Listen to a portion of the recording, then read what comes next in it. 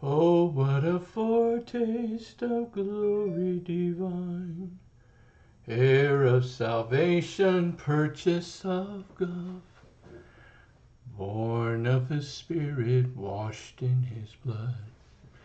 This is my story, this is my song, praising my Savior all the day long. This is my story, this is my song, praising my Savior all the day long. Good evening, everybody. As I was going through the day, thinking about how my dad would have loved doing this series in the book of Revelation. He spent his whole adult life, as far as I know, thinking about this book, thinking about heaven, studying. I guess that's where I learned to study and love to study.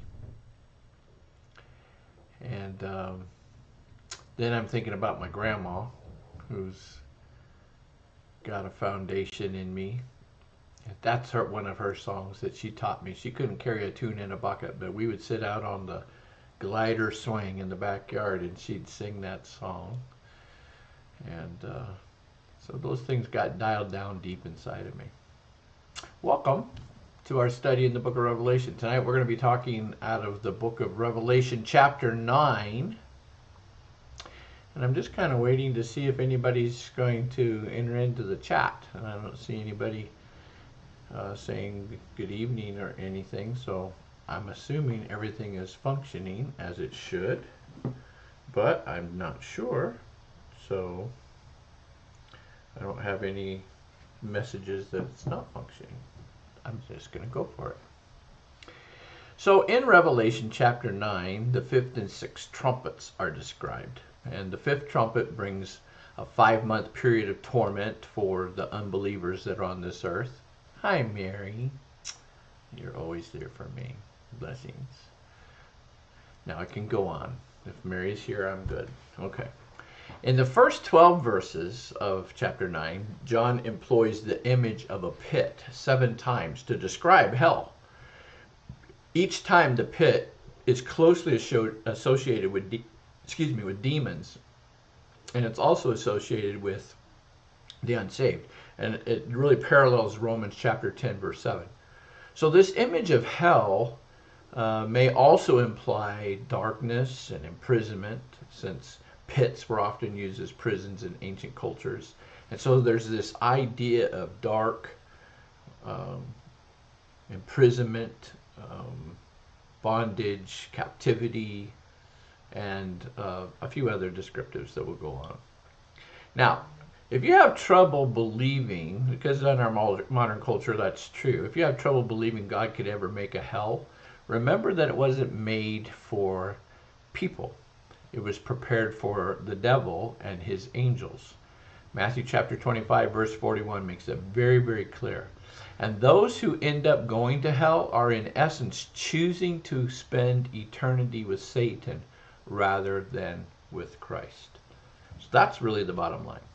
So let's dive in. Verse 1. And, oh, hi. Magandang gabi po, Annette. Blessings to you. And Sarah Lee. Good. And verse 1. And the fifth angel sounded, and I saw a star fall from heaven unto the earth, and to him was given the key of the bottomless pit.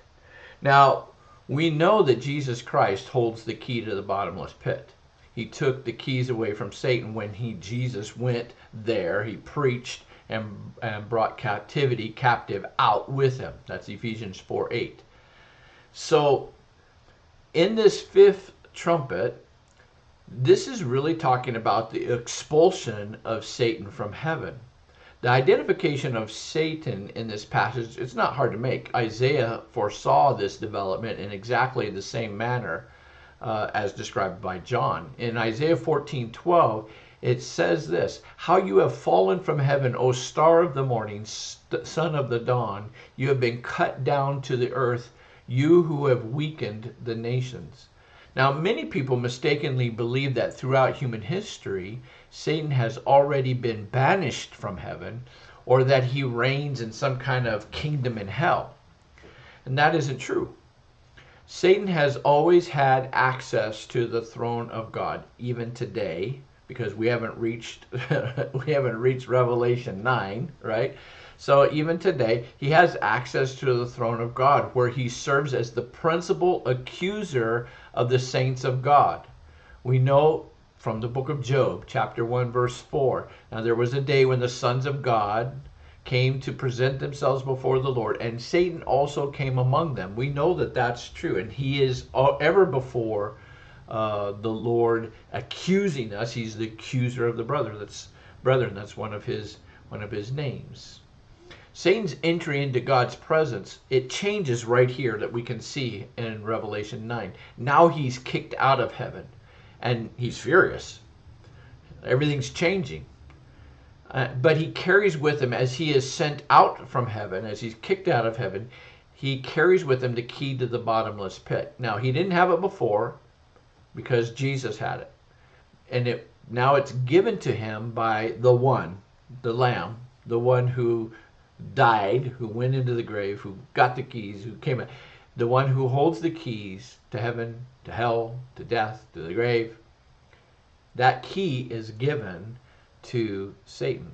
Verse 2, and he opened the bottomless pit, and there arose a smoke out of the pit, as the smoke of a great furnace, and the sun and the air were darkened by reason of the smoke of the pit. So Jesus gives Satan the keys so that he could be released to carry out this assignment of punishment, of judgment upon the earth. Now, just as Satan had to have permission of God to afflict Job, Satan brings all of these terrible things on the earth and on his people by permission of God. So it's a permitted thing that's taking place. Satan cannot overrule God, his purpose, or his plans. So the Lord is given the key, knowing exactly what's going to take place, because it's a part of the judgment of the earth for rejecting Jesus Christ. The physical smoke that comes up will apparently obscure the sun and diminish the light. And I think it'll do it in the natural, but in the spiritual, it will diminish the light as well, I think. Now, what we know is the abyss is the home of Satan and the demons. When Satan opens the abyss, here comes the demons in force. So even on this earth right now, with all of the demons that are running around, it's not all of the demons. There are more. Oh, there are more. And they are waiting to be released at the appropriate time. And when Satan opens the abyss, here comes the demons in force to deceive and to destroy. And they have such a vicious nature that God, up until this point in Revelation 9, has to keep them bound up, to keep them in check with just a few demons out compared to the whole mass. He has to keep them in check just to keep the human race from being annihilated before the appointed time. But now, in chapter 9, the restraints are off. And so there's going to be this upheaval in the spiritual realm and in the natural realm that is just going to be incredible and really, in a lot of ways, indescribable. John's going to do the best he can, but I don't think it's going to hold a candle to what really is going to take place in this world. Verse 3. And out of the smoke came forth the locusts upon the earth, and power was given them as the scorpions of the earth have power. And they were told that they should not hurt the grass of the earth, nor any green thing, nor any tree, but only the men who do not have the seal of God on their foreheads. So, this is going to be fun. Do you like it so far? Okay, good. The appearance of these locusts is like scary to say.